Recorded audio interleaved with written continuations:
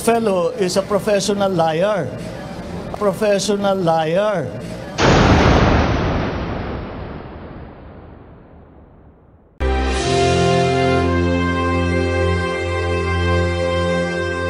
Magandang araw, magandang gabi sa ating bayang minamahal, Pilipinas.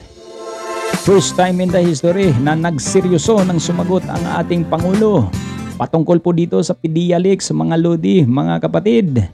Kamakailan lang ay talagang nagsalita at naglabas dito ng pahayag at ebidensya na din.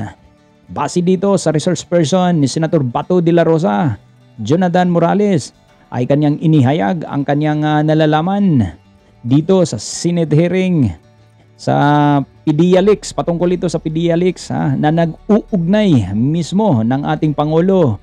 Kasama nga po dito ang Diamond Star, Maricel Soriano. Pero noon, sa mga ambush interview ng ating Pangulo, tinatawanan lang niya ito.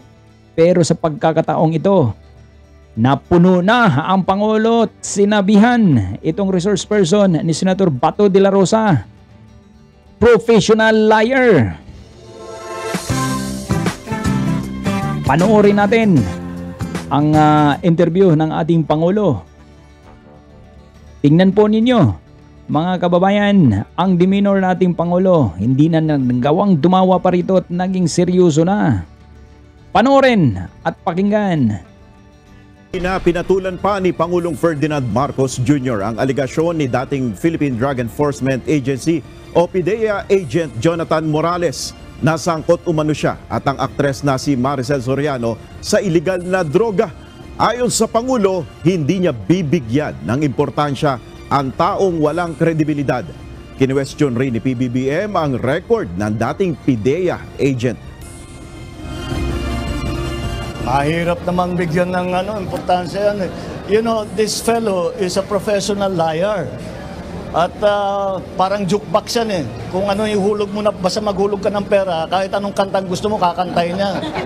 Kaya walang saysay. Tignan mo na lang ang kanyang record.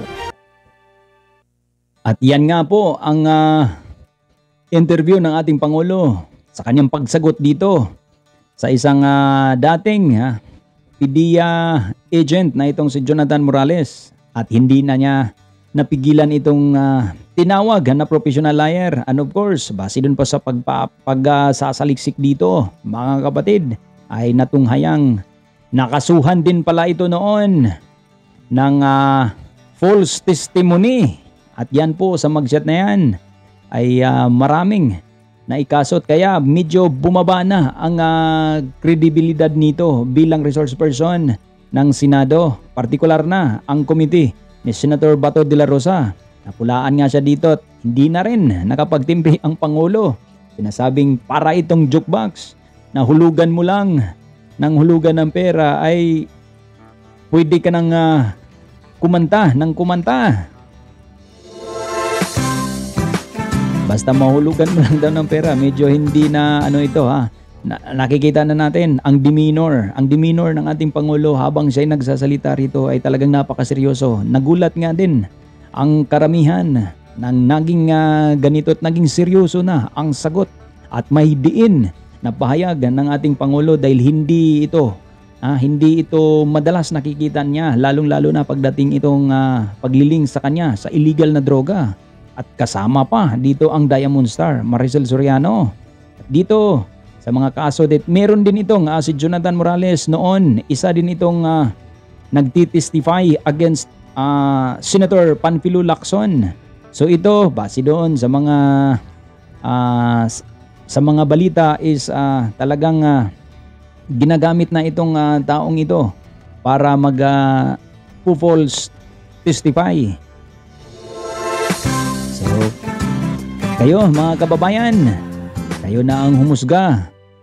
Talagang dapat na nga ba na sasagot na dito ang presidente, hindi kagaya noon na tumatawa lang pagka may pinupukol sa kanilang mga ganitong pambabato ng putik para sa kanya. Dahil noon, alam niya pagka hindi tama or pagka hindi totoo nga naman ay tinatawanan lang ng presidente. Pero sa pagkakataong ito, ay dapat na ba talagang sagutin ang lahat upang hindi naman hindi magkaroon ito ng maling paghatak pa sa ating mga kababayan, lalong-lalo na at makapagbigay pa ito ng maling inspirasyon sa ating mga kababayan at maniniwala dito sa mga report kung hindi nga naman sasagutin. Mabuhay ang Pilipinas, mabuhay mga Pilipino, mabuhay ang ating OFWs around the globe.